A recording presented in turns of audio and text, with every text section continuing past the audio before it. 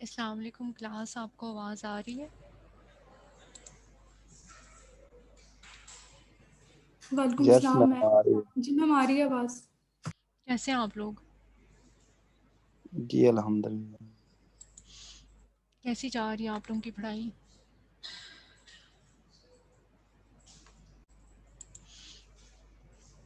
पढ़ रहे हैं या नहीं?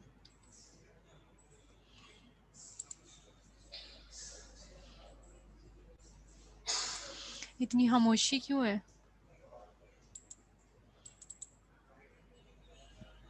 मैम सर्दी बहुत है। जी,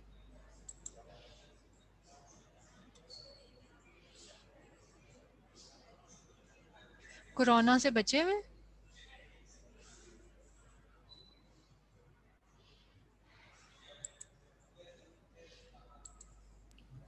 यस मैम अल्हम्दुलिल्लाह।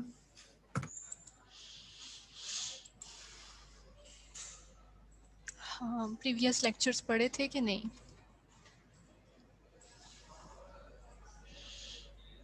यस मैम पढ़े हैं। मुश्किल तो नहीं है? मैम बस जीआईटी ट्रैक थोड़ा मुश्किल लग रहा है, बाकी समझ आ रही है। तो जीआई ट्रैक तो है अभी थोड़ा सा कम्प्लेक्स ना। जी मैम। हाँ, तो थोड़ा सा फोकस करेंगे तो जो है ना मुश्किल नहीं लगेगा इंशाल्लाह। तो बाकी रीनल अल्ट्रासाउंड पढ़ लिया है, समझ आ गई है? Yes ma'am. और बाकी लीवर वाला भी आसान ही है, स्प्लीन वाला आसान है, पेनक्रियाज बहुत इजी है। बाकी कोई मुश्किल तो नहीं है। ब्रेस्ट अल्ट्रासाउंड पड़ा है, यस मैम पढ़ा है। वो भी मुश्किल नहीं है। यस मैम उसका समझ आ गई है कि कैसे स्कैन करना है। हाँ एग्जैक्टली तो बच्चे अल्ट्रासाउंड इंटरेस्टिंग है ना, मतलब मुश्किल तो नहीं है regional ultrasound. I don't know आप लोगों ने जनरल अल्ट्रासाउंड कैसा पढ़ा है क्या आप लोगों को इंटरेस्टिंग लगा या नहीं लगा, बट रीजनल अल्ट्रासाउंड मुश्किल तो नहीं है, इंटरेस्टिंग है ना। मैम ज़्यादातर चीज़ें रिपीटेड हैं। मतलब ये लोग आप चीज़ें पहले पढ़ चुके हुए हैं? यस मैम जर्नल में पढ़ा हुआ है, लेकिन जीआईटी वो थोड़ा डिफरेंट था, बाकी चीज़ें पढ़ी हुई हैं। अच्छा, तो आप लोगों ने डॉपलर अल्ट्रासाउंड पढ़ा है? नो मैम वो नहीं पढ़ा, डिटेल से नहीं पढ़ा, मैम ने थोड़ा बहुत बताया था इंट्रो। हम्म। तो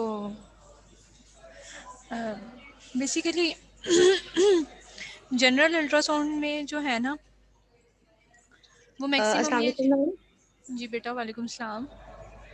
मैम मैंने आपको मेल भी की थी, एक्चुअली मेरे अंकल की डेथ हुई हुई है घर में, तो ठीक लेक्चर है लेना बेटा, थोड़ा। ठीक है हाँ बेटा, आप बेशक लेक्चर ना लें। Okay ma'am. मैम मैं इसकी रिकॉर्डिंग सुन लूँगी। बेटा आपका नाम क्या है? मैम फरानूर। ठीक है बच्चे, आप बेशक ना लें lecture. Okay ma'am, thank you. You welcome बच्चे। और जनरल में बेसिकली फिज़िक्स रिलेटेड जो हमने भी, जब मैंने भी जनरल पढ़ा जब मैंने अपनी ग्रेजुएशन में पढ़ा, जब मैंने अपने मास्टर्स में पढ़ा, तो बेसिकली वो सारा फिज़िक्स रिलेटेड था। But when we talk about the regional ultrasound, तो रीजनल अल्ट्रासाउंड में ही हम जो है वो सारे ऑर्गन्स को और सारे स्ट्रक्चर्स को रीजन वाइज जो है सिस्टमेटिकली हम जो है वो देखते हैं। तो इसलिए जो है बहुत कम हमारा कोर्स रह गया। और कोर्स आउटलाइन जैसा कि मैंने आप लोगों से शेयर की थी, तो उसमें हमारे पास जो है रिस्पिरेटरी ट्रैक का जो है वो रहता है टॉपिक, और हार्ट का। तो इंशाल्लाह जब हम रिप्रोडक्टिव सिस्टम जो है वो कर लेंगे, तो उसके बाद हम जो है वो रिस्पिरेटरी ट्रैक पे आएंगे और हार्ट पे आएंगे इंशाल्लाह। तो अब तक कोई प्रॉब्लम तो नहीं है, कोई मुश्किल चीज़ तो नहीं है? कोई क्वेरीज हो, कुछ हो मुझे बताएं।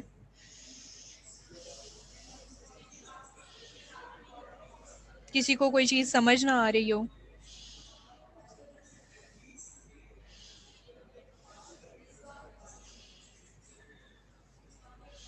इतनी लंबी खामोशी ऐसे है जैसे सब कुछ सबको समझ आ रहा है।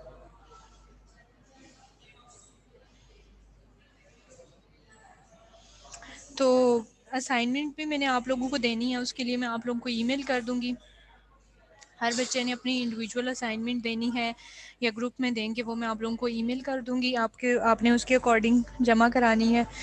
और अगर कोई मसला नहीं है, किसी का कोई क्वेश्चन नहीं है, तो हम लेक्चर स्टार्ट करते हैं आज का। जैसे मैंने आप लोगों से पहले भी जो है, कितने बच्चे हो गए बेटा, आप लोग टाइम पे क्लास ज्वाइन क्यों नहीं करते?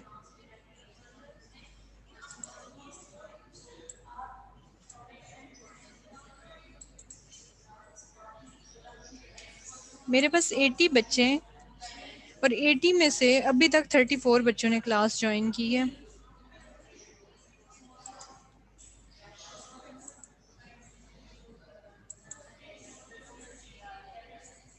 टू 3 मिनट्स तक वेट कर लेते हैं, फिर स्टार्ट करते हैं इंशाल्लाह। तब तक किसी का कोई सवाल हो तो मुझसे पूछ सकता है, नहीं है तो मैं पूछ लेती हूँ। पूछ लूँ?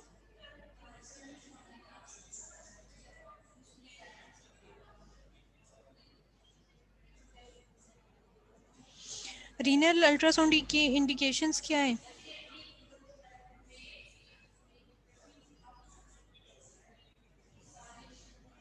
कौन बच्चा बताएगा?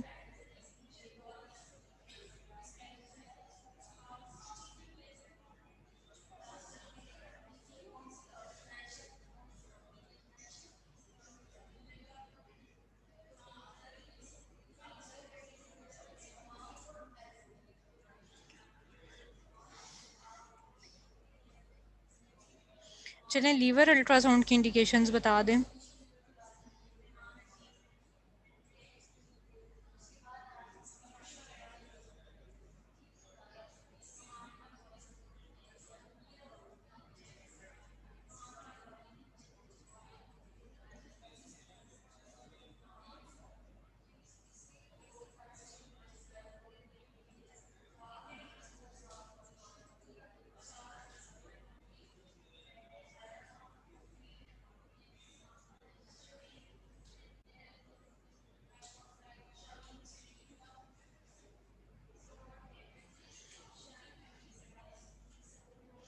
सिस्ट का डिफरेंस पता है आप लोगों को? सिस्ट का डिफरेंस पता चल गया? कितने टाइप्स की सिस्ट हम लोगों ने पढ़ी हैं?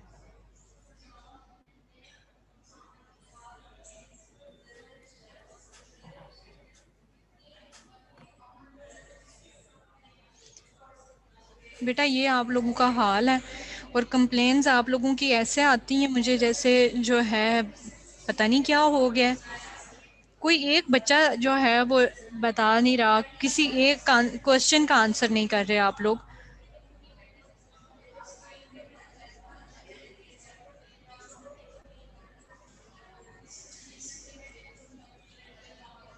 फिर आप लोगों के जो है असेसमेंट में मैं किस चीज़ के मार्क्स लगाऊंगी? इंटरनल असेसमेंट के किस चीज़ के, क्लास पार्टिसिपेशन के किस किस नाम के आप लोगों को मैं नंबर लगाऊंगी? फिर तो मैं ऐसे ही करूंगी ना कि 40 मार्क्स की इंटरनल असेसमेंट है, तो 40 मार्क्स का फिर मैं वाइवा ले लूँ सबसे। उसमें भी आप लोगों ने शोर डालना है कि नो हमारे जो, मैम। हाँ तो अभी आप लोगों के जवाब आ रहे हैं, लेकिन अब फिर मैं जब ये बात कहूँ कि मैंने 40 मार्क्स का वाइवा लेना है या 30 मार्क्स का वाइवा लेना है, फिर आप कहेंगे कि 5 नंबर क्लास इंटरनल असेसमेंट के रख लें, क्लास पार्टिसिपेशन के रख लें, ये रख लें वो रख लें, तो फिर क्या आप लोगों की बात मानना बनता है? किसी एक क्वेश्चन का आप लोगों ने आंसर नहीं किया तो क्या हाक नंबर लगाऊंगी मैं आपके?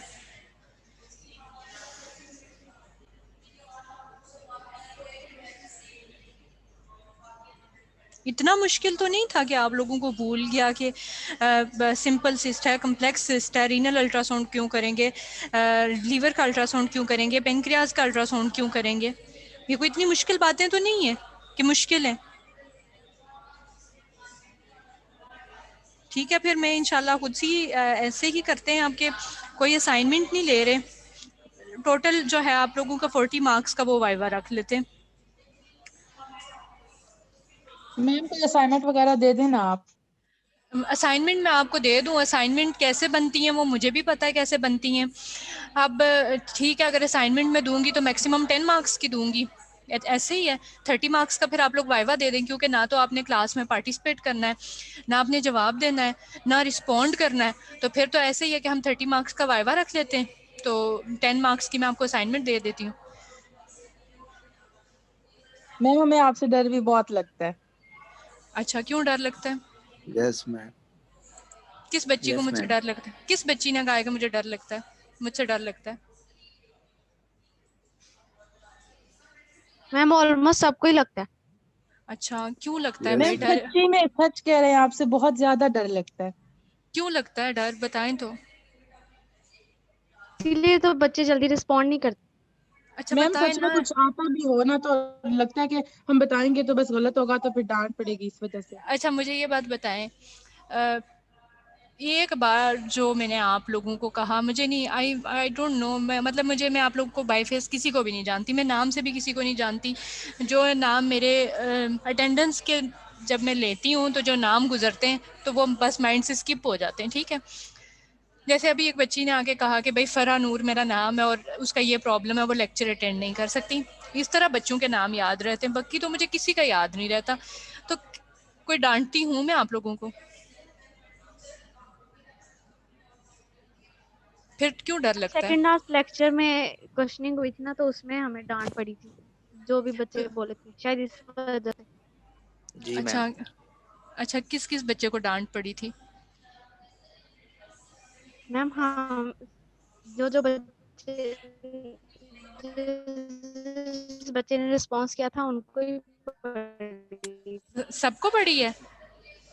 नहीं मैम। अच्छा, तो मुझे ये बात बताएं कि जब मैं आपसे, अभी मुझे 10 मिनट हो गए आपसे बात करते हुए, आप लोगों ने कितना रिस्पॉन्ड किया है मुझे? कितने बच्चों को मैंने जो है डांटा है? मैंने आप लोगों से 1000 बार ये बात कही है, आप लोगों को जो चीज़ समझ नहीं आती मुझसे 1000 बार पूछें, जो मुश्किल लगता है वो मुझे बताएं, मैं वहीं स्टॉप कर जाऊंगी।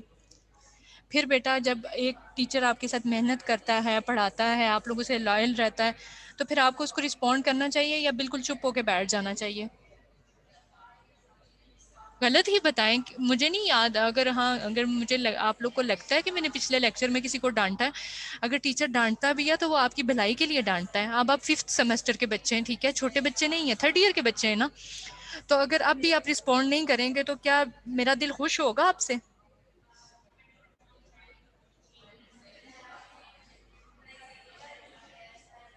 या आप लोगों को अगर समझ नहीं आ रही सब्जेक्ट की तो मुझे बता दें, या आप लोगों को लगता है कि मेथोडोलॉजी ठीक नहीं है तो बता दें। इशू क्या आ रहा है आप लोगों को? क्योंकि मुझे कंप्लेंट्स भी आपकी क्लास में से ही आती हैं, मुझे बता दें ताकि फिर हम उसके अकॉर्डिंग कर लिया करें, ताकि आपको मुश्किल ना पेश आए।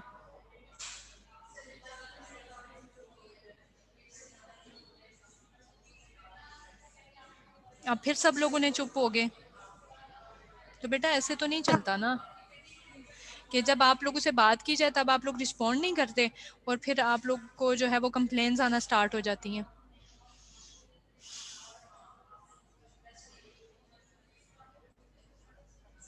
मैम इंशाल्लाह करेंगे रिस्पॉन्स। नहीं मैम, इंशाल्लाह आइंदा आपको रिस्पॉन्स जरूर देंगे। बेटा, मैंने पिछले लेक्चर में किस बच्चे को डांटा है, उसको क्या बात बुरी लगी है, मुझे वो बताएं। मैम वैसे कुछ क्वेश्चन आते मैम वैसे हैं डर डर की लगता वजह है। से। हम्म।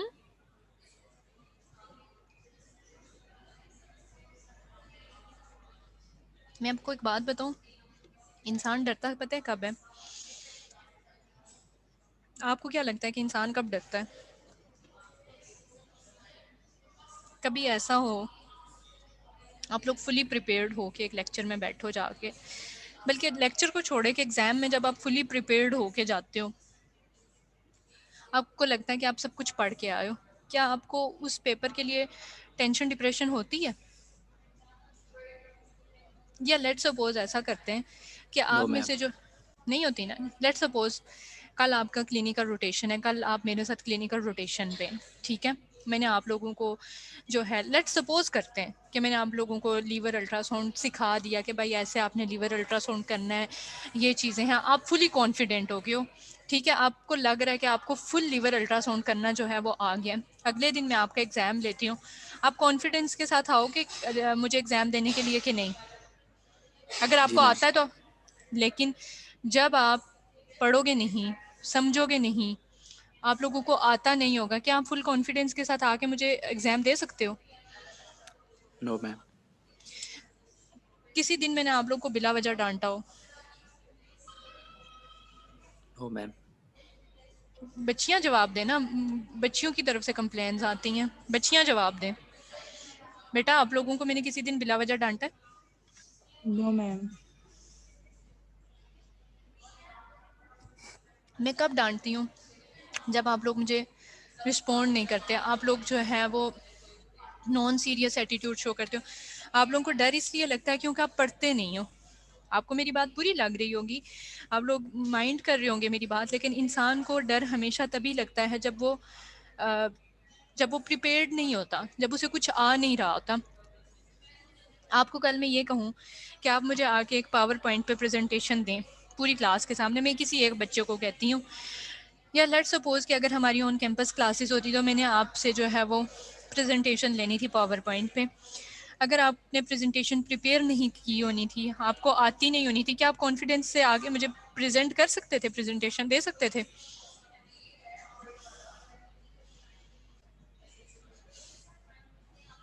फिर चुप लग गई है सबको। नहीं मैम, नहीं दे सकते। तो आपको कब, आप हमेशा, आपको तभी डर लगता है, तभी आप डरते भी हैं जब आपको कुछ आता नहीं है। जब आप पढ़ें, मेहनत करें, आपको कोई डर नहीं लगता। आप में से बहुत सारे स्टूडेंट्स होंगे जो टीचर से बहुत ज़्यादा क्वेश्चनिंग करते हैं, जो टीचर से डरते भी नहीं हैं। वो क्यों नहीं डरते, वो क्यों क्वेश्चनिंग करते हैं? इसकी वजह पता है? आप भी करते होंगे। जो स्टूडेंट आप में से पढ़ के आता है, मेहनत करके आता है, कुछ लर्न करके आता है, जिसको पता है कि भाई मैं जो हूँ, मैं पूछूंगा और मैं लर्न करने के लिए पूछूंगा, तो वो डरता नहीं है। ठीक है, प्लीज़ पढ़ा करें। मुझे नहीं पता आप लोग कैसे पढ़ते हैं, आप लोगों का क्या वो है, तरीकाकार है सारी चीज़ें, लेकिन खैर मेरी तरफ से जिस किसी का भी कोई दिल दुखे, कोई बात जो बुरी लगे, तो मुझे मुंह पे बता दिया करें भाई, मैं सॉरी कर लिया करूँगी। ठीक है, इससे ज़्यादा नो मुझको, मैम, तो चोरी नहीं मैम करते, नहीं ऐसी ऐसी कोई बात नहीं। मैम ऐसी कोई ऐसी हाँ, कोई बात बात नहीं है। नहीं। लेकिन ये है कि बेटा जो मैं पढ़ाऊँ, मुझे बस वो जो है ना, मुझे ये है कि मुझे अपने स्टूडेंट से ये एक्सपेक्टेशन होती है कि भाई मैं जो चीज़ पढ़ाऊँ वो मेरे बच्चों को आती हो। जो चीज़ समझ नहीं आए ना, लेट सपोज कि अगर आपको आज ये लगता है कि भाई हमें कोई पिछला लेक्चर पढ़ना चाहिए, ठीक है, हम वो लेक्चर खोल के पढ़ लेंगे, आज वाला लेक्चर हम नहीं करेंगे। ठीक है, हम ये लेक्चर फिर बाद में कर लेंगे। जो चीज़ समझ नहीं आती, मैं आपसे कहती हूँ, मैं 10 बार आप मुझसे पूछे मैं आपको बताऊंगी, फिर आप लोगों को क्या प्रॉब्लम है? मैम आप बहुत अच्छा पढ़ाती हैं, समझ भी आ जाती है। बस वैसे हमने क्योंकि पहले भी पिछली जो हमने पढ़ी थी अल्ट्रासाउंड, जनरल अल्ट्रासाउंड, वो भी ऑनलाइन पढ़ी थी और फिर रीजनल भी ऐसे ऑनलाइन ही हो गई है, तो बस इसलिए ज़रा मुश्किल होती है। चलें खैर, इंशाल्लाह मैं आज जो है वो, इंशाल्लाह आज मैं कोशिश करूँगी, मैं लैपटॉप लेके आई हुई हूँ यूनिवर्सिटी में। अगर आप में से कोई स्टूडेंट यूनिवर्सिटी में है तो वो मुझसे वीडियो लेक्चर्स ले ले। ठीक है, अगर नहीं है तो मैं इंशाल्लाह आज ही कोशिश करती हूँ कि मैं आप लोगों को यहीं से फॉरवर्ड करके घर जाऊँ, तो वो आप लोग देख ओके लीजिएगा। मैम। Let's start. अब हमारे पास की क्वेश्चंस क्या हैं भाई, हम अल्ट्रासाउंड करते क्यों हैं फीमेल रिप्रोडक्टिव सिस्टम का? ठीक है, what is the correct scanning technique to image the cervix, uterus, ovaries effectively? ये तो सबको पता है ना कि फीमेल रिप्रोडक्टिव सिस्टम में सर्वेक्स है, यूट्रस है और ओवरीज हैं मेजर। ठीक है, ये हमारे पास मेजर ये चीज़ें हैं। What are the principal ultrasound features of normal cervix, normal uterus, normal ovary, adnexa? How do I recognize correctly positioned intrauterine device? Cervix का सब लोगों को पता है कि कौन सा स्ट्रक्चर है। बेटा फीमेल रिप्रोडक्टिव सिस्टम सबको आता है, फिर जवाब नहीं देते।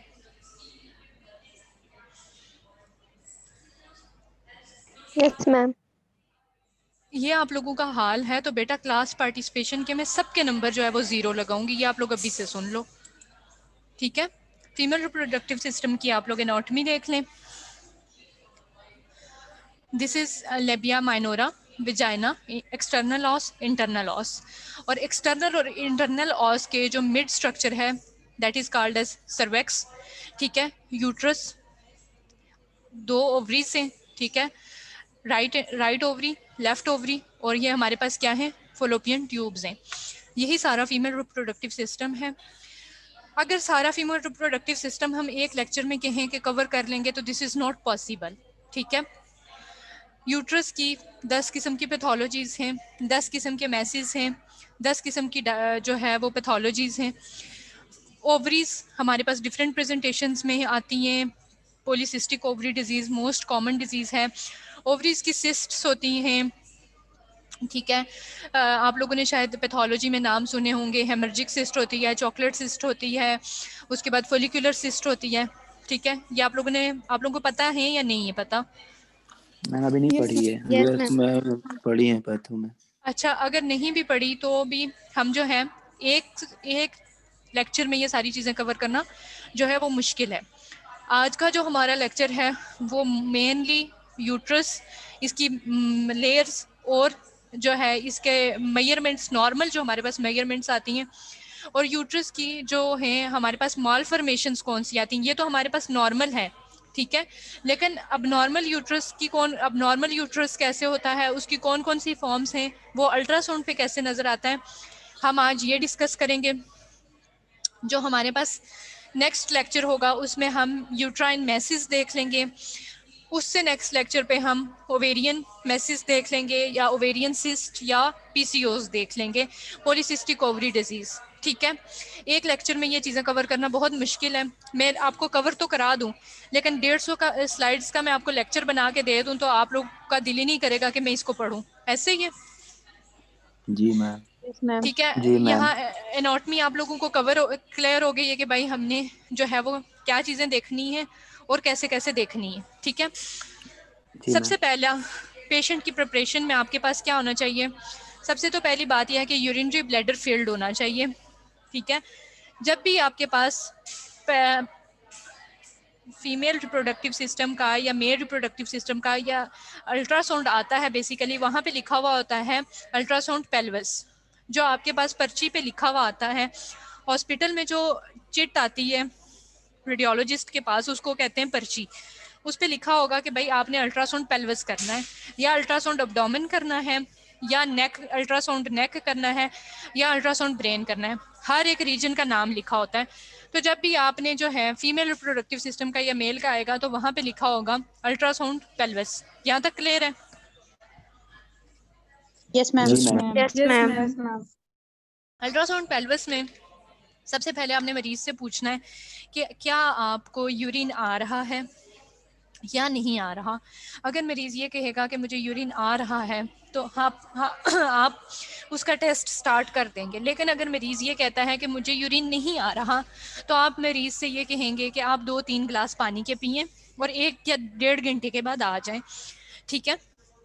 क्योंकि यूरिनरी ब्लैडर जब तक फिल्ड नहीं होगा हम अल्ट्रासाउंड पेल्विस नहीं कर सकते। मेरे बच्चों यहाँ तक क्लियर है? जी ma'am. Yes ma'am. Yes ma'am. अगर आप देखें तो इसमें आपको यूरिनरी ब्लैडर जो है वो टोटली फिल्ड नज़र आ रहा है, ठीक है। ये बेसिकली ट्रांस अब्डोमिनल वो स्कैन होता है जो हम अब्डोमेन के ऊपर या जो हम स्किन के ऊपर रख के जो अल्ट्रासाउंड करते हैं उसे ट्रांस अब्डोमिनल कहते हैं। ये हमारे पास लॉन्गिट्यूडनल पोजीशन है। आप लोगों को यहाँ पे ये छोटा सा मार्कर भी नज़र आ रहा होगा, ठीक है। तो बेसिकली जब आप लॉन्गिट्यूडनल पोजीशन में प्रोब रखेंगे तो आपको यूट्रस की ये लाइन नज़र आएगी। ये जो I don't know blue colour है, शायद ये ब्लू कलर में जो है अगर आप देखें तो ये आपको यूट्रस नज़र आ रहा होगा। यूट्रस के अंदर आपको पता है एंडोमेट्रियम होती है, ठीक है। एंडोमेट्रियम के बाहर जो है वो मायोमेट्रियम होती है, और मायोमेट्रियम के बाहर जो ये लाइन है आउटलाइन हुई हुई है ये पेरीमेट्रियम है, ठीक है। तो बेसिकली ये हमारे पास क्या है, यूट्रस है और उसकी लेयर्स हैं। हमारे पास यूट्रस के साथ अगर आपने देखा था तो सर्वेक्स है, और ये हमारे पास जो एक ट्यूब लाइक स्ट्रक्चर आ रहा है दिस इज विजाइना। तो ये हमारे पास जो बैकवर्ड स्ट्रक्चर्स आ रहे हैं वो क्या है, रेक्टम है। बेटा ये इमेज क्लियर हो गई है? ये नॉर्मल इमेज है। Yes ma'am. आगे चलूं? मैम ये जब अल्ट्रासाउंड हम करेंगे तो ये कलरफुल सारी नजर आएगा? बेटा ये कलरफुल यहाँ पे नजर कलर नहीं आती, लेकिन अगर मैं इनको कलरफुल ना बनाती तो आपको मुश्किल पेश आती। तो बेसिकली मैम। मैंने इनको कलरफुल इसलिए बनाया है ताकि आपको हर स्ट्रक्चर जो है वो अलग अलग दिखाई दे। जब हम कलरफुल से हट के इमेजेस देखें तो वो भी आपको नजर आएगा। ठीक है, अब अगर आप ये देखें तो इसमें भी ये लॉन्गिट्यूडनल व्यू है, आपको यूरिनरी ब्लैडर टोटली फिल्ड नजर आ रहा है। लेकिन क्या आप यूट्रस, तो चलो ठीक है यूट्रस को मार्क कर दिया कि भाई ये यूट्रस है, लेकिन क्या इसमें आप मुझे सर्वेक्स बता सकते हैं कहाँ पे है? नो मैम, नहीं ये बता सकते। Yes ma'am. यहाँ तक बेसिकली यूट्रस है और यहाँ से लेके यहाँ तक ये हमारे पास सर्वेक्स का रीजन है। ठीक है, नीचे हमारे पास रेक्टम आ गया और अगर मजीद इसको लॉन्गिट्यूडनल करेंगे तो वेजाइनल लाइनिंग हमें नजर आना स्टार्ट हो जाएगी। इसमें आपको ओवरीज नजर नहीं आ रही, इसमें आपको फ्लोपियन ट्यूब्स नजर नहीं आ रही। ठीक है, फिलहाल आज हम जो है वो यूट्रस तक ही रिस्ट्रिक्ट रहेंगे। ठीक है, जब आपने देखा लॉन्गिट्यूडनल व्यू में तो आपको समझ आ गया कि भाई ये तो हमें जो है ये क्या, ये हमें लॉन्गिट्यूडनल व्यू में हमें यूट्रस नजर आ रहा है। लेकिन जब हम इस प्रोब को ट्रांसफर्स करते हैं, हमने उसी पेशेंट पे ट्रांसफर्स प्रोब जब रखी तो हमें राइट ओवरी लेफ्ट ओवरी नजर आना स्टार्ट हो गई। यूट्रस के अगर हम नंबर 1 इमेज पे जाके देखें तो ये हमारे पास यूट्रस है, ये बेसिकली कट सेक्शन है ना यूट्रस का। ठीक है, तो ये हमारे पास राइट ओवरी है, ये लेफ्ट ओवरी है। ठीक है, जब हम चले गए ट्रांसफर सेक्शन पे तो क्या ऐसे ही है, this is left ovary, this is right ovary, और ये हमारे पास एंडोमेट्रियम है और ये यूट्रस आ गया। यूरिनरी ब्लैडर भी हमें जो है वो फिल्ड नजर आ रहे हैं, इसमें कोई प्रॉब्लम है?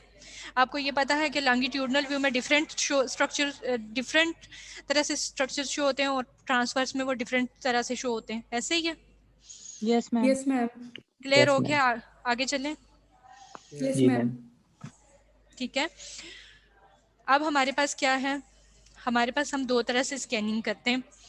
ठीक है, पेल्विक अल्ट्रासाउंड में ट्रांस वेजाइनल स्कैनिंग भी होती है और ट्रांस अब्डोमिनल भी होती है। जब आपने देखा कि हमने ट्रांस अब्डोमिनल स्कैनिंग की तो हमें यूट्रस कैसा नज़र आया, लेकिन जब हम ट्रांस वेजाइनल टेक्निक के थ्रू करेंगे तो हमें यूट्रस कैसा नज़र आएगा। हमने जो है जो ट्रांस वेजाइनल प्रोब को जब हमने किया तो ये हमारे पास पीजो इलेक्ट्रिक क्रिस्टल है। पीजो इलेक्ट्रिक क्रिस्टल से इसने ये क्या बनाया, बीम का एंगल बनाया, और बीम का एंगल बना के हमें क्या दिखाया, यूट्रस दिखाया। तो आपको क्या ये ट्रांस वेजाइनल और ट्रांस अब्डोमिनल में जो हमें स्ट्रक्चर्स किस तरह से नजर आते हैं वो क्लियर हुआ है? Yes ma'am. इसमें अगर आप देखें तो ये हमारे पास क्या है, मैग्नीफाइड व्यू आता है। इसमें हमें जो है वो रेजोल्यूशन इसकी जो है वो चेंज नज़र आती है। ठीक है, अगर ये इमेज जो था ये नॉर्मल एंटीवर्टेड सेजिटल था, लेकिन ट्रांस अब्डोमिनल पे जो हमारे पास स्कैन होता है वो या लॉन्गिट्यूडनल होता है या ट्रांसफर्स आता है। लेकिन ट्रांस वेजाइनल में हमारे पास कौन से आते हैं, सेजिटल, रेट्रोवर्टेड और एंटीवर्टेड। ठीक है, हमारे पास यूट्रस की जब अगर एंटीवर्टेड यूट्रस होगा तो हमें इस तरह का नज़र आएगा, और अगर रेट्रोवर्टेड यूट्रस है तो वो हमारे पास स्कैनिंग टेक्निक ये होगी। मेरे बच्चों इसमें कोई मसला? No ma'am. अब है विड्थ ऑफ यूट्रस, कैसे मेजर करेंगे? ठीक है, the probe is turned slowly anti-clockwise to visualize the uterus at 90 degrees to the sagittal view. The maximum width is measured in the transverse coronal plane. ठीक है, तो अगर हम देखें, हम नॉर्मल देखते हैं, ये हमारे पास लॉन्गिट्यूडनल व्यू है। तो जब हम इसकी विड्थ मेजर करते हैं तो हम लॉन्गिट्यूडनल व्यू में इसकी विड्थ मेजर नहीं करते। ठीक है, हमने विड्थ क्या मेजर करनी है, इंटीरियर से पोस्टीरियर तक मेजर करना है ना, तो इसमें हम विड्थ जो है वो नॉर्मली मेजर नहीं करते। हम अगर विड्थ मेजर करते हैं तो वो ट्रांसवर्स सेक्शन में मेजर करते हैं। ठीक है, क्लियर हो गया यहाँ तक? जी मैम। जी ma'am. Abdominal gynaecological ultrasound examination orientation. अब मेरे बच्चों आप लोगों को ये तो क्लियर हो गया है ना कि जो गायनोकोलॉजिकल पेल्विक अल्ट्रासाउंड है और जो ऑब्स्ट्रेटिक पेल्विक अल्ट्रासाउंड है, दोनों का डिफरेंस पता है क्या है? गायनिकोलॉजिकल को गायनिकोलॉजिकल क्यों कहते हैं और ऑब्स्ट्रेटिक को ऑब्स्ट्रेटिक क्यों कहते हैं? कोई जीनियस एक बच्चा मुझे बता सकता है?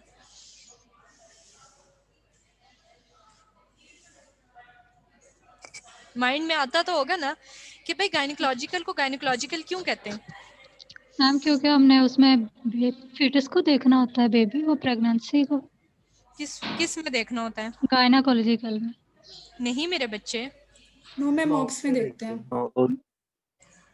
मेरे बच्चों जो है गायनिकोलॉजिकल में हमने क्या करना है, फ्रॉम मेल पेल्विस और फीमेल पेल्विस दोनों में हमने जो है यूट्रस की नॉर्मल, फीमेल की अगर बात करें तो यूट्रस, ओवरीज, फ्लोपियन ट्यूब्स और सर्वाइकल रीजन की जितनी भी नॉर्मल और नॉर्मल चीज़ें देखनी हैं हम उसको गायनिकोलॉजिकल अल्ट्रासाउंड कहेंगे, फीमेल गायनिकोलॉजिकल अल्ट्रासाउंड। और अगर मेल का अल्ट्रासाउंड की बात करें तो उसमें हमने प्रोस्टेट, टेस्टिस और यूरिनरी ब्लैडर, ये अगर देखेंगे तो ये क्या होगा, मेल रिप्रोडक्टिव सिस्टम का अल्ट्रासाउंड। और अगर ऑब्स्ट्रेटिक स्कैन की बात करें तो ऑब्स का हम लफ्ज़ ही तब इस्तेमाल करेंगे जब हम क्या करेंगे, जब हमने बेबी का अल्ट्रासाउंड करना है, जब हमने प्रेग्नेंट खातून का अल्ट्रासाउंड करना है, चाहे वो फर्स्ट सेमेस्टर है, चाहे वो सेकेंड सेमेस्टर है, चाहे वो थर्ड सेमेस्टर है, चाहे वो आफ्टर पोस्ट डिलीवरी जो अगर हम अल्ट्रासाउंड करेंगे तो वो क्या होगा, वो सारा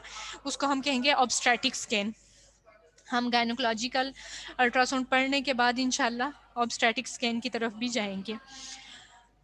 On a longitudinal scan, cranial is shown to the left on the screen. हमने पहले भी cranial और caudal की बात की, ठीक है? तो राइट और लेफ्ट जो है हमने इसी तरह से देखना है, this would be the right and this would be the left, ठीक है?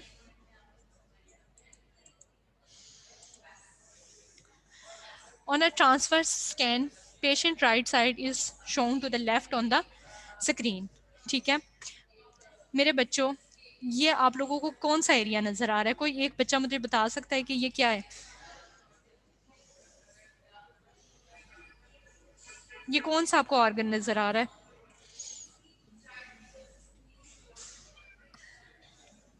ऑर्गन का नाम ही बता दो।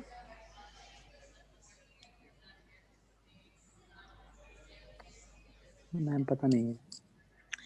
आप लोग तो पढ़ चुके हुए हैं ये चीजें।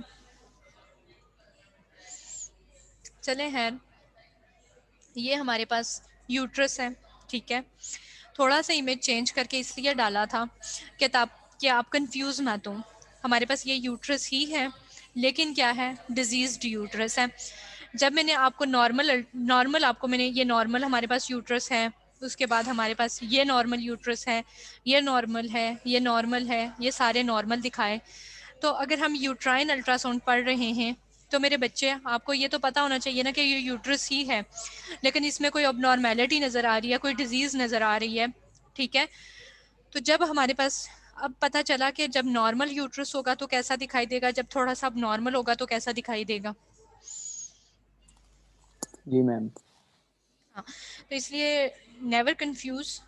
अगर आप देखें तो इसमें जो है आपको ये सारे का सारा क्या है, एक फुल इमेज नज़र आ रहा है फोकल जोन में, ठीक है? ये हमारे पास normal non pregnant uterus on transvaginal ultrasound पे नज़र आ रहा है, ठीक है? तो इसलिए मैग्नीफाइड व्यू होगा, जब भी आपके सामने इमेज आएगी मैग्नीफाइड व्यू की, तो आपको पता होना चाहिए कि this would be the transvaginal ultrasound image, ठीक है? भाई अब हम वेजाइनल या अब्डोमिनल स्कैन क्यों करते हैं, ठीक है? दोनों में डिफरेंस क्या है? जी मेरे बच्चे। मैम यूट्रस अबनॉर्मल है, वो समझ नहीं है उसकी। अब नॉर्मल का ये मतलब है कि जब मैंने आपको नॉर्मल इमेजेस दिखा दी, आपको पता चल गया कि ये जी अब नॉर्मल है। अगर आप ये देखें तो है। इसमें आपको क्या, जब मैंने आपको प्रीवियस इमेजेस दिखाई तो आपको इतना बड़ा यूट्रस नजर आया? नो मैम, नहीं आया ना? अगर ये इतना बड़ा आया है तो इसका क्या मतलब है कि इसमें कोई डिजीज पैटर्न चल रहा है। अगर ये मेरे पास एंडोमीट्रियम है तो नॉर्मल एंडोमीट्रियम अगर मुझे जो है वो एक लाइन लाइक नज़र आ रही थी, ये आपको अगर ये देखें तो इसमें भी आपको जो है एक स्ट्रीक नज़र आ रही है। अगर आप इसमें देखें, बल्कि इसमें देखें तो ये भी आपको एक स्ट्रीक नज़र आ रही है। अगर आप इसमें देखें तो ये भी आपको एक छोटी सी पतली सी लाइन नज़र आ रही है। अगर इसमें अगर आप देखें तो ये आपको थिकन्ड एंडोमेट्रियम नज़र आ रही है। तो क्या मेरे बच्चे ये नॉर्मल है? क्या आप इसको नॉर्मल कह सकते हैं? No ma'am. No ma'am. मेरे बच्चे, जिस बच्चे ने सवाल पूछा था उसको समझ आ गई है? जी मैम। ठीक है, अब हम करते क्यों हैं, दोनों स्कैन्स में डिफरेंस क्या है? ठीक है जी बच्चे, क्या कह रहे हैं आप? मैम मतलब कि ना एंडोमेट्रियम थिक हो जाएगी अब नॉर्मल में। हाँ, और यूट्रस का साइज भी बड़ा हो जाएगा। Okay ma'am. ठीक है, अब्डोमिनल स्कैन में लो फ्रीक्वेंसी यूज़ करते हैं, हमारे पास रेजोल्यूशन इतनी अच्छी नहीं होती। गुड ओवरव्यू, ठीक है, scan the abdomen full bladder. ठीक है, हम अब्डोमेन के थ्रू स्कैन करते हैं और हमारे पास यूरिनरी ब्लैडर फुल होना चाहिए। लेकिन वेजाइनल या रेक्टल स्कैन में हाई फ्रीक्वेंसी हम प्रोब यूज़ करेंगे, सुपरब रेजोल्यूशन। ठीक है, हमारे पास जो अगर आपने देखा तो आपको ट्रांस वेजाइनल अल्ट्रासाउंड में और ट्रांस अब्डोमिनल में दोनों के इमेजेस में आपको क्लियर इमेजेस जो हैं वो ट्रांस वेजाइनल अल्ट्रासाउंड पे नज़र आए। पूर ओवरव्यू कि हम इसमें ज़्यादा चीज़ें नहीं देख सकते, जैसे हम पेल्विस में ट्रांस अब्डोमिनल में जो है बाकी स्ट्रक्चर्स भी देख सकते हैं, लेकिन इसमें हम जो है वो सिर्फ स्टिक टू द यूट्रस या ओवरीज रहेंगे, अब्डोमेन नहीं देख सकते। Abdomen not seen, transvaginal पे हम अब्डोमेन की स्टडी नहीं कर सकते, लेकिन अब ट्रांस अब्डोमिनल स्कैन पे हम अब्डोमेन की स्टडी कर सकते हैं। ठीक है, और फुल ब्लैडर के साथ हम ट्रांस अब्डोमिनल करेंगे, लेकिन जब भी हमने ट्रांस वेजाइनल अल्ट्रासाउंड करना है तो क्या करना है, एम्प्टी ब्लैडर के साथ करना है। ठीक है, फर्क पता है कि क्यों करना है एम्प्टी ब्लैडर के साथ और दूसरा फुल ब्लैडर के साथ क्यों करना है? फर्क पता है? सोच के बताओ। मैम वेजाइनल में तो जो है प्रोब हम लोग वेजाइना में एंटर करते हैं शायद इस वजह से। हाँ, तो उसके लिए हमें फुल ब्लैडर की जो है वो ज़रूरत नहीं होती, क्योंकि जो हमें फुल ब्लैडर जो है वो हमें ट्रांस अब्डोमिनल पे ही चाहिए होता है, ट्रांस वेजाइनल पे हमें रिक्वायर्ड नहीं होता। हम असेस कर लेते हैं यूट्रस और ओवरीज को। ठीक है, potential uses for ultrasound in gynaecology क्यों करते हैं हम? भाई हमने गायनोकोलॉजिकल अल्ट्रासाउंड करना ही क्यों है, हमें क्या ज़रूरत पड़ गई है कि हम करेंगे? जैसे मैंने आप लोगों से सवाल पूछा और मुझे इंतहाई अफसोस हुआ कि आपको ये नहीं पता कि लीवर के अल्ट्रासाउंड की इंडिकेशंस क्या हैं, रीनल अल्ट्रासाउंड की इंडिकेशंस क्या हैं, पेनक्रियाज की इंडिकेशंस क्या हैं। And I am sure that कि जब भी मैं आपसे ये सवाल पूछूंगी कि क्या इंडिकेशंस हैं, क्या यूजेस हैं फीमेल रिप्रोडक्टिव सिस्टम के अल्ट्रासाउंड के, तो मुझे आप में से कोई भी बच्चा जवाब नहीं देगा, मैं 100% श्योर हूँ। जैसे आज आप लोगों ने कोई जवाब नहीं दिया, तो मुझे आपसे आगे भी कोई अच्छी उम्मीद नहीं है।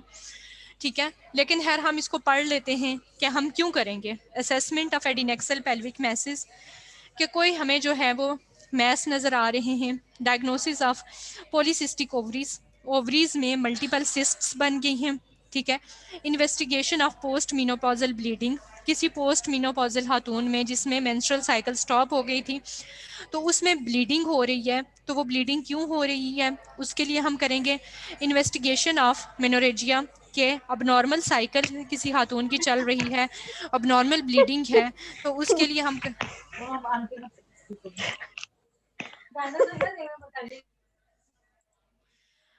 ठीक है, अब नॉर्मल ब्लीडिंग कब होगी, अब नॉर्मल साइकिल कब होगी?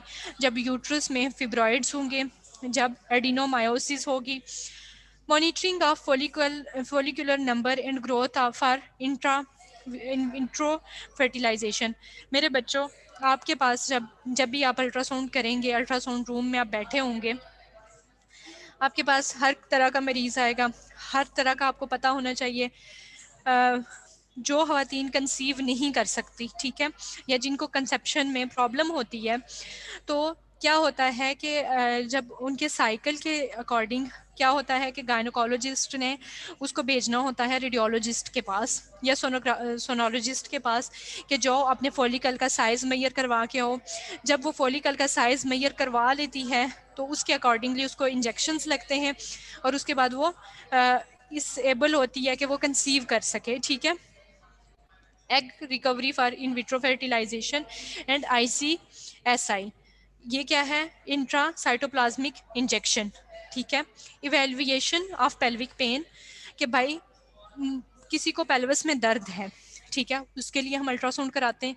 स्क्रीनिंग फॉर ओवेरियन कैंसर, जैसे कि आप लोगों को पता है कि ब्रेस्ट कैंसर और ovarian cancer most common cancers हैं जिनमें से डेथ होती है ख़वातीन की, तो हम उसकी स्क्रीनिंग के लिए ओवेरियन कैंसर करा देते हैं।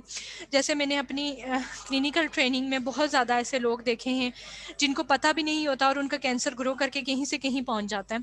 जैसे एक बार मेरे पास रिसेंटली म्यो में एक लड़की आई, शी वाज टीन एजर, 18-19 साल की लड़की थी और उसको देख के ऐसा लगता था that she is pregnant but she was unmarried.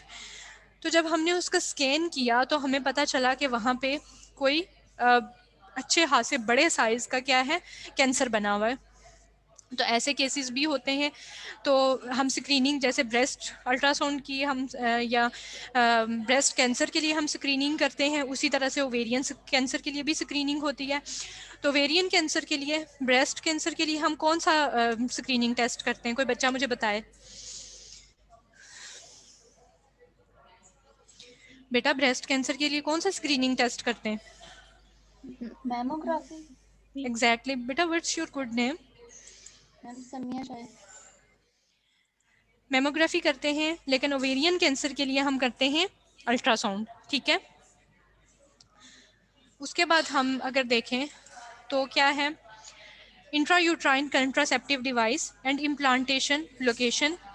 Intrauterine contraceptive device, ठीक है, it's a type of device that is used to stop the child birth, ठीक है, क्लियर है? यस जी ma'am. Ma'am. Treatment of ovarian cysts, aspiration and ectopic pregnancy, ठीक है। हमने अगर ओवेरियन सिस्ट्स हैं उनको, उनका जो है वो फ्लूइड हमने एस्पिरेट करना है, वो अल्ट्रासाउंड गाइडेड एस्पिरेशन करेंगे। एक्टोपिक प्रेगनेंसी के केस में हम अल्ट्रासाउंड गाइडेड इंजेक्शन लगा के एक्टोपिक प्रेगनेंसी को वहीं पे स्टॉप कर देंगे। Saline hysterography for delineation of the uterine cavity.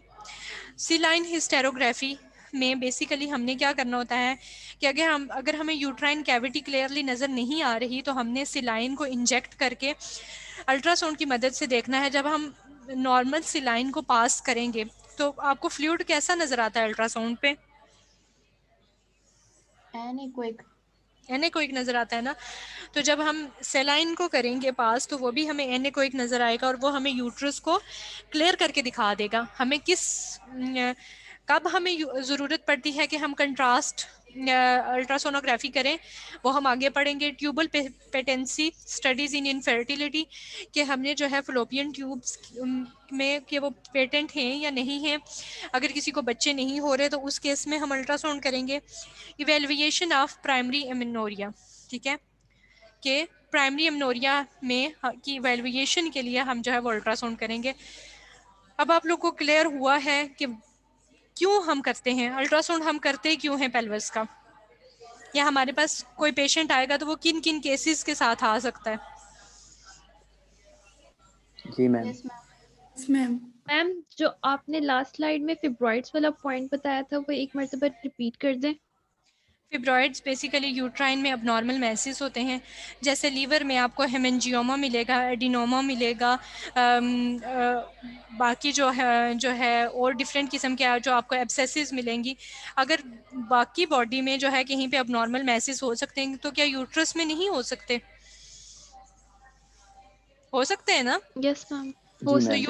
तो यूट्राइन फिब्रॉइड्स क्या हैं वो हम नेक्स्ट लेक्चर में पढ़ेंगे, और कहाँ पे होंगे और आप उनको क्या कहेंगे कि कौन सा सिरोजल फिब्रॉइड है, कौन सा सब सिरोजल फिब्रॉइड है, we will see in next lecture इंशाल्लाह, ठीक है। अब ट्रांस अब्डोमिनल अल्ट्रासाउंड पे क्या है, bladder should be full bladder with push bowel away from the field acoustic window, कि क्या है फुल ब्लैडर होगा तो वो बाउल को पीछे हटा देगा और हमें अच्छा नज़र आएगा यूट्रस और ओवरीज। एक्सप्लेन कंसेंट आपने वर्बली पूछना है पेशेंट से कि आपने जो है वो करवाना है या नहीं करवाना।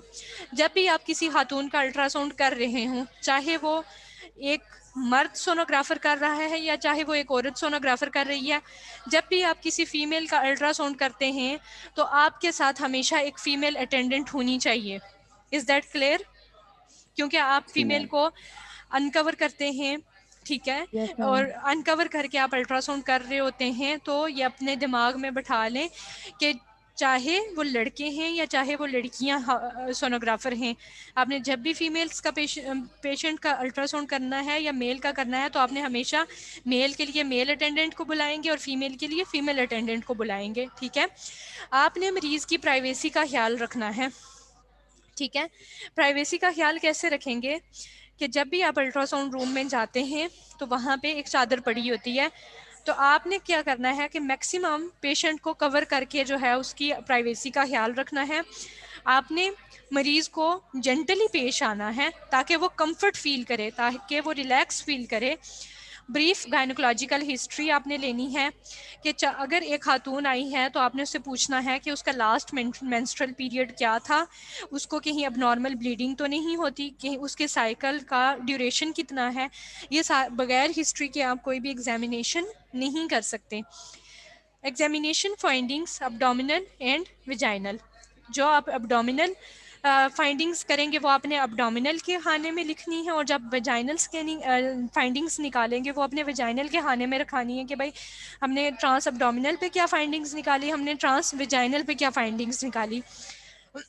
मेरे बच्चे यहाँ तक क्लियर है आप लोगों को? जी मैम। मुश्किल तो नहीं है? Yes ma'am. No ma'am. मैंने आप लोगों से, मुझे ना बड़ा अफसोस है, मैंने आप लोगों के लिए ना रिपोर्ट्स निकाल के रखी कि मैं आप लोगों के साथ शेयर करूंगी कि अल्ट्रासाउंड की रिपोर्ट्स कैसे लिखते हैं। ये बहुत ज़्यादा लोग हैं जिनको अल्ट्रासाउंड करने आ जाते हैं लेकिन वो रिपोर्ट्स में फंस जाते हैं। लेकिन रिपोर्टिंग मुझे तो बिल्कुल मुश्किल नहीं लगती, मुझे तो सबसे अच्छी मज़े की जो सबसे आसान चीज़ लगती है वो मुझे रिपोर्टिंग लगती है। लेकिन मुझे बहुत अफसोस हुआ आप लोग रिस्पॉन्ड नहीं जो करते और पढ़ते नहीं हैं, मल्टीपल कंप्लेंट्स आती हैं आप लोगों की। तो फिर मेरा जब आप मुझे लगता है कि भाई आप पढ़ते ही नहीं है तो फिर मैं आपसे रिपोर्ट शेयर करके क्या करूँगी। तो इससे होता यूँ है, पहले मेरी बात सुन लें, कि कुछ स्टूडेंट्स की वजह से बाकी सारे स्टूडेंट्स भी क्या होते हैं, अफेक्ट हो जाते हैं। जो पढ़ने लिखने वाले स्टूडेंट्स हैं या जिनको होता है कि हम लर्न करें, ऐसे स्टूडेंट्स की वजह से उन स्टूडेंट्स का भी क्या हो जाता है, हक मारने हो जाता है।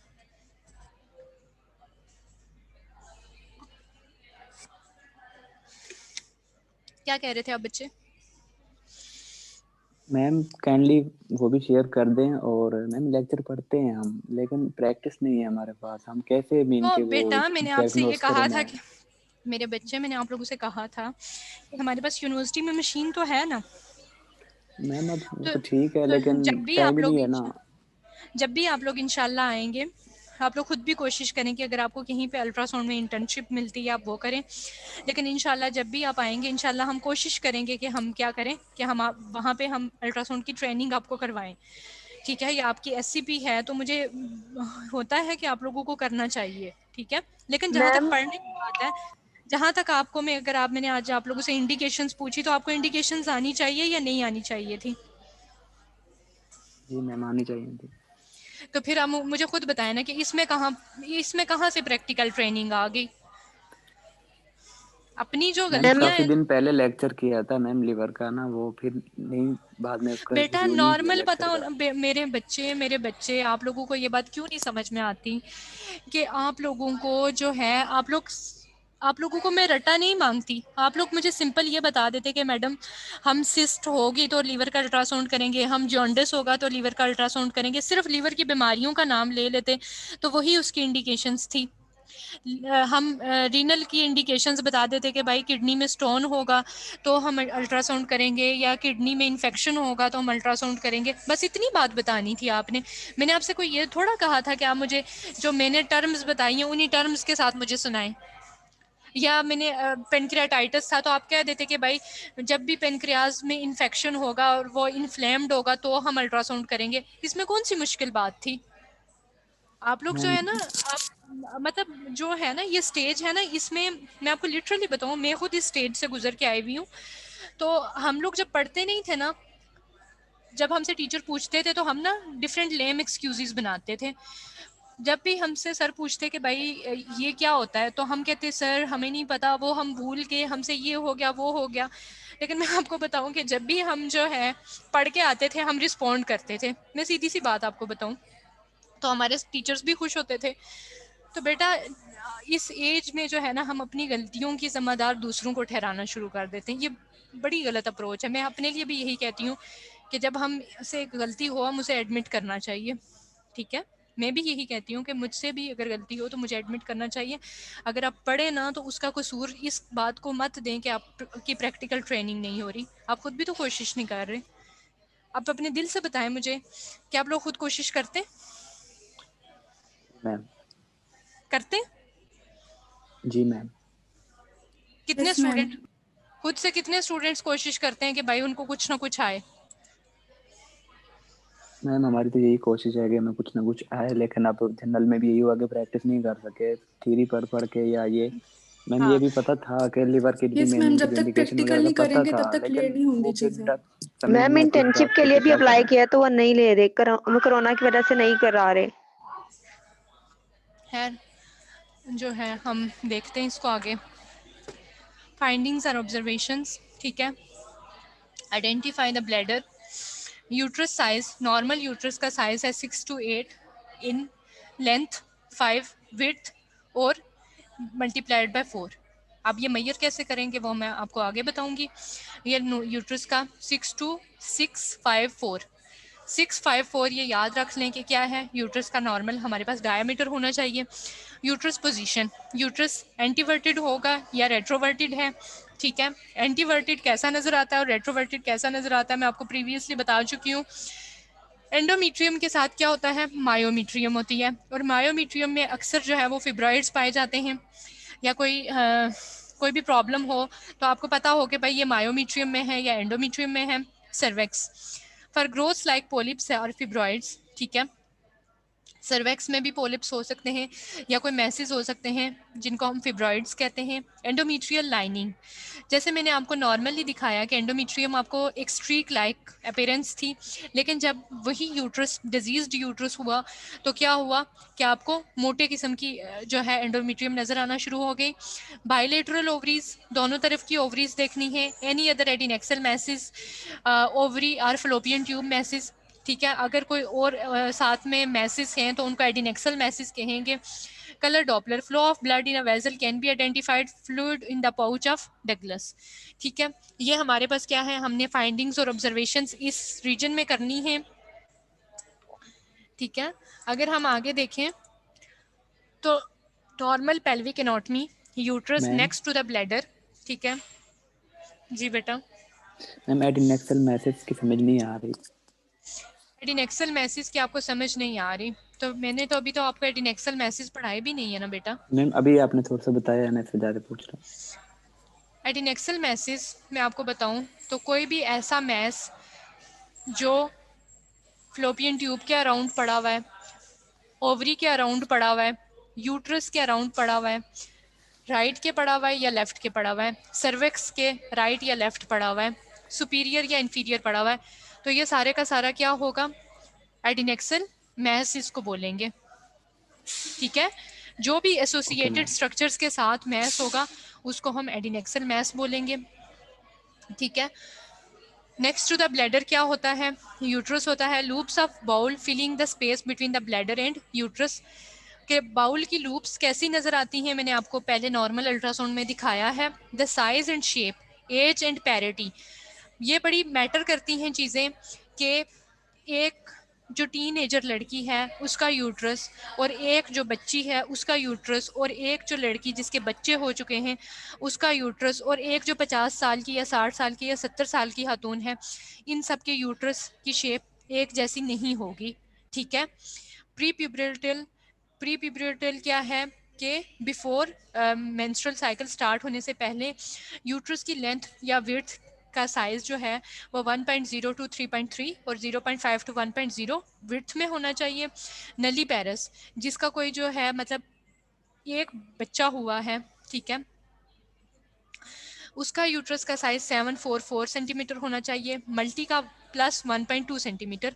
प्लस 1.2 सेंटीमीटर का क्या मतलब है कि हर जिस खातून के ज़्यादा बच्चे हो चुके हैं उसके यूट्रस का साइज आपने 7 प्लस 1.2 4 प्लस 1.2 4 प्लस 1.2 में ऐड करके वो उसका यूट्रस का नॉर्मल साइज होगा। और पोस्ट मीनोपॉजल कि जिसका मेंस्ट्रुअल साइकिल स्टॉप हो चुका है उसकी यूट्रस की विड्थ क्या होगी और लेंथ क्या होगी, ठीक है। ये मेरे बच्चों क्लियर है, ये साइजेस क्लियर हो गए कि किस में क्या जी साइजेस मैम। होंगे, ठीक है। जी मैम।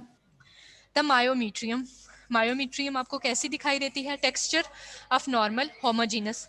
जब मैंने आपको दिखाया तो आपको यूट्रस बिल्कुल नॉर्मल, जब हम अगर ये देखें तो मेरे बच्चों ये बिल्कुल ये मायोमीट्रियम है जो ब्लू कलर में है, तो क्या इसमें आपको कोई अबनॉर्मेलिटी नज़र आती है? ये this is called as homogeneous myometrium. लेकिन जब मेरे पास जो है डिजीज्ड यूट्रस आता है तो ये जो मायोमीट्रियम है ये हेट्रोजीनस मायोमीट्रियम है। तो होमोजीनस और हेट्रोजीनस का फर्क पता चला है? Yes ma'am. जी मैम। ठीक है, क्या है कि नॉर्मली हमारे पास होमोजीनस होनी चाहिए, लो मीडियम एकोजेंसिटी, बहुत ज़्यादा एकोजेनिक नहीं होनी चाहिए, small 1 to 2 mm blood vessels. इसमें जो रन करती हैं 1 to 2 mm की ब्लड वेजल्स रन करती हैं, यूजुअली आपको वो नज़र ही नहीं आती, लेकिन अगर कोई वहाँ से वेजल गुजरती नज़र आए तो आपको पता होना चाहिए कि ये क्या है, यूट्राइन आर्टरी या वेन की क्या है, ब्रांचेज हैं, ठीक है। अब एंडोमीट्रियम की बात करें तो मेन रोल ही जो है वो एंडोमीट्रियम का होता है, मेंस्ट्रुअल साइकिल में भी उसी का रोल होता है, प्रेगनेंसी में भी एंडोमीट्रियम का ही रोल है, ठीक है। यूट्राइन कैंसर में भी एंडोमीट्रियम का रोल है। सो एंडोमीट्रियम इज़ वेरी इंपॉर्टेंट, ठीक है। नॉर्मली आपको एंडोमीट्रियम एक स्ट्रीक लाइन नज़र आती है, बिल्कुल पतली बारीक सी एकोजेनिक लाइन नज़र आती है, लेकिन डिफरेंट फेजेस में वो अपनी शक्ल चेंज करती रहती है। Thickness and texture after menarche cyclical changes, जब मेंस्ट्रुअल साइकिल स्टार्ट हो जाती है तो वो साइक्लिकल चेंजेस में कन्वर्ट होना शुरू हो जाती है। अर्ली मेंस्ट्रुअल फेज एनेकोइक, ठीक है। जब मेंस्ट्रुअल साइकिल स्टार्ट होती है तो हमें एंडोमीट्रियम एनेकोइक नज़र आती है, वेरी थिन, 1 to 4 mm उसकी जो है वो विड्थ होती है। जब प्रोलिफरेटिव फेज होता है, ठीक है, मेंस्ट्रुअल साइकिल ख़त्म हो गई लेकिन प्रोलिफरेटिव फेज है, तो आइसोइकोइक और slightly hyperechoic relative to the outer. Late proliferative में क्या हुआ, या जब ओव्यूलेशन का पीरियड आया तो क्या हुआ, अब मल्टी लेयर्ड एंडोमीट्रियम, तो एंडोमीट्रियम की क्या है, मल्टीपल लेयर्स बनना शुरू हो गई। मुझे आप लोग ये बताएं, आपने फीमेल रिप्रोडक्टिव सिस्टम की फिजियोलॉजी पढ़ी है? सब लोगों ने? जितने लोगों ने पढ़ी है वो अपना हैंड रेज करें, जितने लोगों ने फीमेल रिप्रोडक्टिव सिस्टम की फिजियोलॉजी पढ़ी है। एक लड़की ने पढ़ी है? सब लोग अपना हैंड रेज करें जिन्होंने पढ़ी है।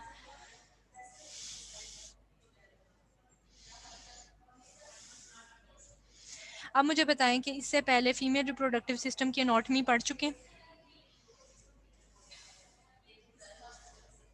एनाटॉमी भी पढ़ चुके हैं ना, ठीक है। तो क्या आप लोगों ने फीमेल रिप्रोडक्टिव सिस्टम की पैथोलॉजी पढ़ी है? तो फिर एनाटॉमी पढ़ी है। हाँ, तो फिर मुझे जो है वो बहुत ज़्यादा एक्सप्लेन करने की ज़रूरत नहीं है, आप लोग ये चीज़ें पढ़ चुके हुए, ठीक है। और जिसको फिर भी कोई ना कोई प्रॉब्लम हो तो वो मुझसे कंसल्ट कर सकता है, वरना आप लोग अपनी फिजियोलॉजी खोल के देखें या एनाटॉमी देख के देखें तो आपको क्लियर होंगी चीज़ें, ठीक है।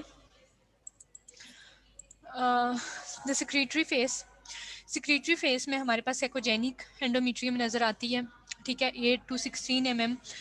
Outline endometrium cavity regular, expect polyp सब म्यूकस फिब्रॉइड। हमारे पास यूजली जो है वो एंडोमीट्रियल कैविटी नॉर्मल होती है, लेकिन जब कभी वहाँ पे पोलिप आ गए या सब म्यूकोजल फिब्रॉइड आ गए तो उसमें उसकी शेप चेंज हो जाती है, ओलिगोमेनोरिया या एमनोरिया है, ठीक है। मेंस्ट्रुअल साइकिल होती ही नहीं या बहुत ज़्यादा होती है तो उसमें क्या है, more than 16 mm, prolonged unopposed estrogen effect. Normal postmenopausal में क्या है, एक नॉर्मल खातून है पोस्ट मिनोपॉजल में उसकी बिल्कुल थिन एंडोमीट्रियम होती है, 4 mm तक होती है, जो बिल्कुल नज़र ही नहीं आती अनलेस उसमें कोई डिजीज़ ना हो, ठीक है। एंडोमीट्रियल थिकनेस जो है वो प्रोलिफरेटिव फेस में और सिक्रीटरी फेस में डिफरेंट होती है। प्रोलिफरेटिव फेस में 2 to 4 mm और सिक्रीटरी फेस में 5 to 14 mm। In postmenopausal women more than 4 mm warrants or is an indication for biopsy. अगर एक 45 या 50 साल की खातून जिसकी मेंस्ट्रुअल साइकिल स्टॉप हो गई है और वो किसी कंप्लेन के साथ आपके पास अल्ट्रासाउंड करवाने आती है और उसकी एंडोमेट्रियल लाइन 4 mm से ज़्यादा है, तो उसको हम क्या कहेंगे, रिपोर्ट में लिख के कहेंगे कि भाई जो है ultrasound features are suggestive of biopsy. ठीक है, वो बायोप्सी समटाइम्स आप खुद करते हैं और समटाइम्स सर्जन करता है। ठीक है, अब मैंने आपको कहा कि एंडोमेट्रियम जो चेंजेस हैं वो through out the menstrual cycle वो चेंज होती रहती है। ठीक है, मैंने आपसे कहा कि जब हमारे पास शॉर्टली आफ्टर द मेंस्ट्रुएशन जो आएगी वो हमारे पास क्या है, थिन लाइन आएगी, लेकिन प्रोलिफरेटिव फेज में उसका साइज इंक्रीज होना स्टार्ट हो जाएगा।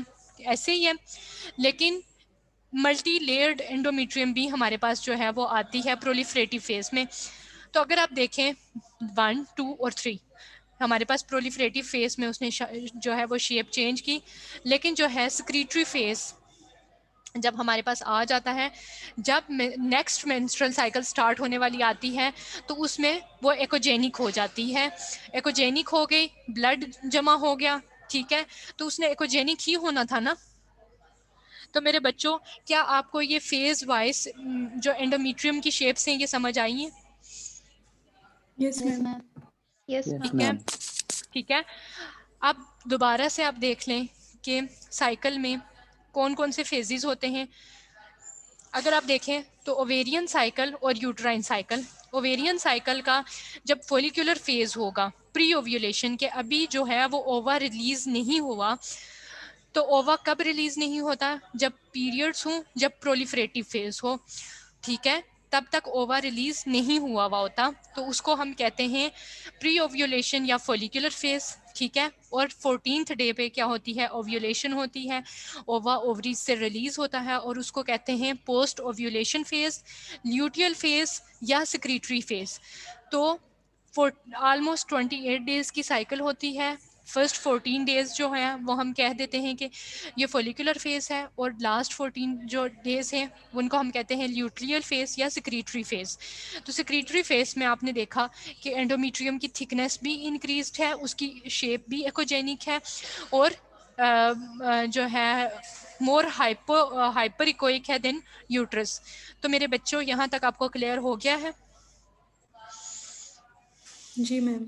Yes ma'am. ठीक है, अब ये होता है कि ये तो वो चेंजेस थी जो ओव्यूलेटरी फेज में और प्रोलिफरेटिव फेज की जो चेंजेस थी, लेकिन अब ड्यूरिंग मेंस्ट्रुअल साइकिल जो चेंजेस आपके पास आती हैं और एंडोमेट्रियम में वी विल सी। ठीक है, शॉर्टली आफ्टर मेंस्ट्रुएशन अगर आप देखें तो मैंने आपको पिछले स्लाइड्स में बताया था कि शॉर्टली आफ्टर मेंस्ट्रुएशन अगर आप देखें तो आपको एनेकोइक एंडोमेट्रियम नज़र आती है। ठीक है, proliferative phase 3 days before ovulation. Ovulation से 3 दिन पहले तक अगर आप देखें तो आपको एक स्ट्रीक लाइक नज़र आ रही है, स्ट्रीक लाइन नज़र आ रही है, और ये हमारे पास क्या है, ये हमारे पास ओवा है। ठीक है, अगर आप देखें proliferative phase 1 day before ovulation, 1 day before ovulation भी आपके पास क्या है, स्ट्रीक लाइक अपीयरेंस है। लेकिन क्या हुआ कि secretory phase 6 days after ovulation, ओवा रिलीज होने के 6 दिन बाद क्या हुआ, it will be the 20th day of menstrual cycle, क्या आपको एंडोमेट्रियम थिकन नजर आ रही है? मेरे बच्चों, क्लियर हो गया? मैम एक बार और एक्सप्लेन कर दें दोबारा से इसको। मेरे बच्चे, पिछली स्लाइड में मैंने आपको ये समझाया कि जो है हमारे पास 2 फेजेस होते हैं मेंस्ट्रुअल साइकिल के। 2 फेजेस कौन से हैं, एक है प्रोलिफरेटिव फेज और एक है सिक्रीटरी फेज। हमने साइकिल को डिवाइड किया 28 डेज में। पहले 14 दिन को प्रोलिफरेटिव फेज कहा और बाद के 14 दिनों को हमने क्या कहा, सिक्रीटरी फेज कहा। ठीक है, ओव्यूलेशन जो मोस्टली होती है वो 14th डे होती है।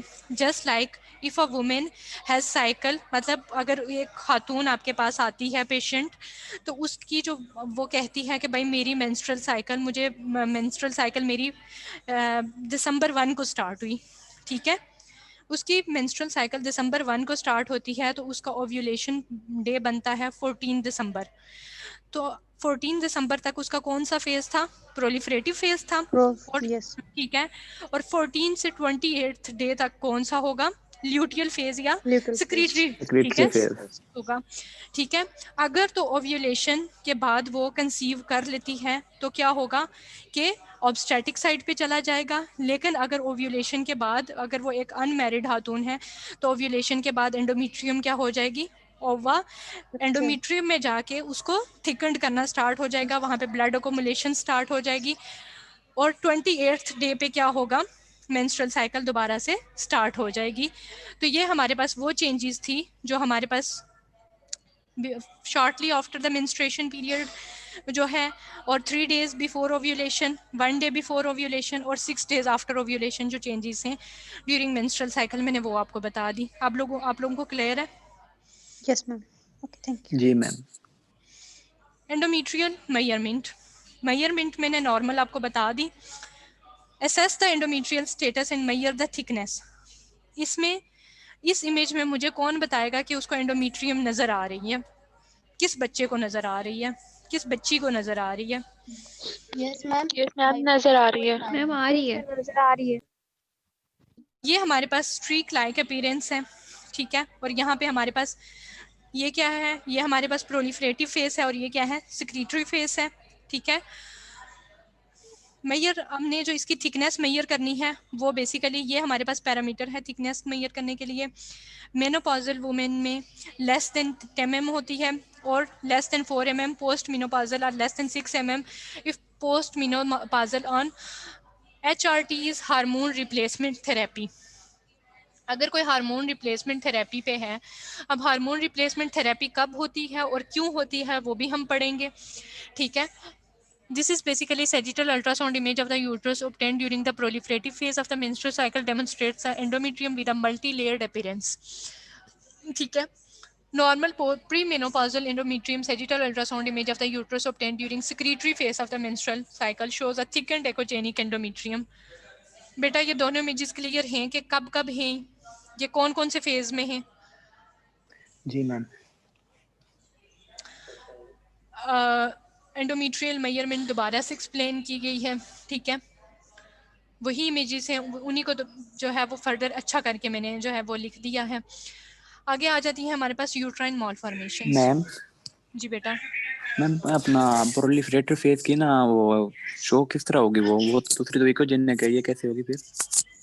अगर मैंने आपको बताया कि प्रोलिफरेटिव फेज में जो है वो आपको स्ट्रीक लाइक नज़र आती है, उसकी थिकनेस कम होती है, और सेक्रेटरी फेज में वो एकोजेनिक होती है, उसकी थिकनेस ज़्यादा होती है। तो अगर आप इसको मेजर करेंगे तो ये आपके पास तकरीबन 10 से 15 mm की एंडोमेट्रियम है, लेकिन अगर आप इस लाइन को मेजर करेंगे तो ये आपके पास 3 to 4 mm की लाइन है। ऐसे ही है? Yes ma'am. Okay ma'am, thank you.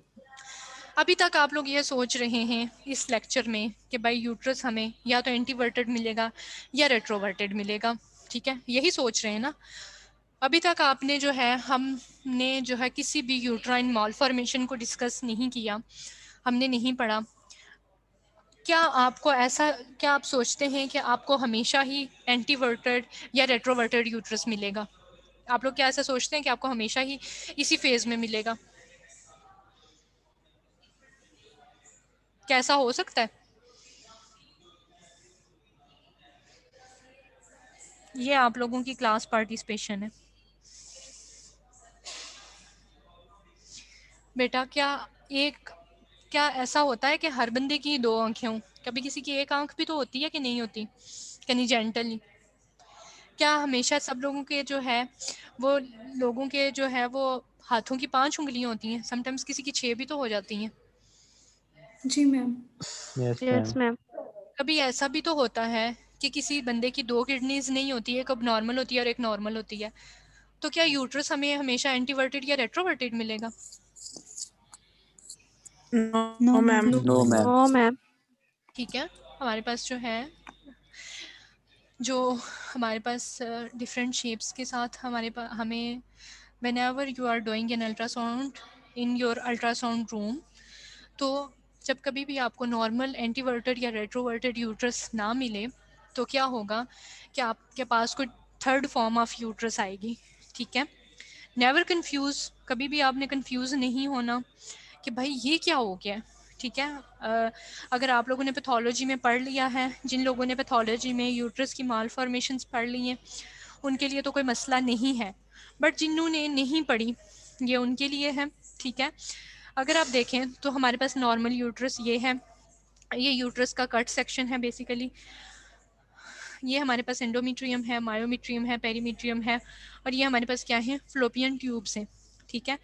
लेकिन क्या हुआ कि मायोमेट्रियम का हाइपोप्लेजिया हो गया और एंडोमेट्रियम जो है वो थी, उसकी हमारे पास जो है मायोमेट्रियम एंडोमेट्रियम से ज़्यादा साइज़ में बड़ी हो गई, तो इसको क्या कहेंगे, यूट्राइन हाइपोप्लेजिया, ठीक है। लेकिन क्या हुआ कि हमारे पास सिर्फ एक ही जो है यूट्रस का जो है वन हाफ हमें जो है नज़र आ रहा है, हमें उसका सेकंड हाफ नज़र नहीं आ रहा, तो इसको हम यूनिकॉर्नियोट यूट्रस कहेंगे, ठीक है। Only one half of the uterus has developed, ये हमारे पास कनिजेंटल अबनॉर्मेलिटीज़ के साथ यूट्रस जो है वो है। और नेक्स्ट में हमारे पास ये हुआ कि यूट्रस डिडिल्फस आ गया। भाई अब यूट्रस डिडिल्फस क्या है, the two halves of the uterus remain separate, इस ये हमारे पास अगर यूट्रस की दो हाफ्स हैं तो यहाँ पे ये जुड़ी हुई हैं, लेकिन क्या हुआ यूट्रस डिडिल्फस में इसके दोनों हाफ्स जो हैं वो डिफरेंट हो गए, ठीक है। अब हमारे पास क्या आ गया, इसमें तो दोनों जो यूट्रस के हाफ्स थे वो जुड़े हुए नहीं थे, लेकिन इसमें क्या हुआ कि हमारे पास बाइकार्नोइट यूट्रस में हमारे पास क्या हुआ कि दोनों के आपस में जुड़े हुए हैं हाफ्स, ठीक है। लेकिन सेप्टेट यूट्रस क्या है कि septate uterus are normal external uterine surface but two endometrial cavities, कि भाई सेप्टेट यूट्रस में एंडोमेट्रियम की दो कैविटीज़ बन गई, ठीक है।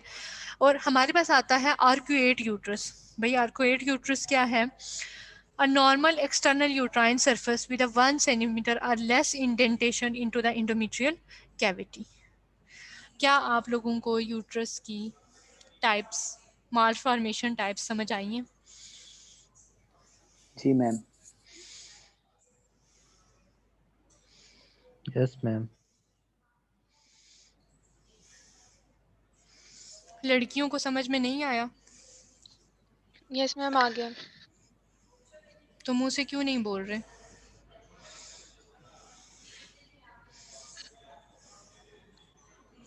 आज का हमारा जो है काफ़ी ज़्यादा टाइम ज़ाया हो गया है, ठीक है। हम जो है यूट्रस की टाइप्स नहीं पढ़ सके, हम इंट्रा यूट्राइन कंट्रासेप्टिव डिवाइस नहीं पढ़ सके, हमारा काफ़ी ज़्यादा जो है वो रह गया है। इन नेक्स्ट लेक्चर इंशाल्लाह we will cover this lecture also, और नेक्स्ट यूट्राइन पैथोलॉजी हम इंशाल्लाह देखेंगे। तो क्या जो हमने अभी तक जो लेक्चर पढ़ा है आप लोगों को समझ आई है? यस मैम आ गई। जी मैम। बेटा कोई मसला इसमें? मैम जो नो आपने मैम। आर्क्यूएट वाली बताई है वो प्लीज दोबारा से बता दें, जो लास्ट वाला जो बताया था आपने, आर्क्यूएट।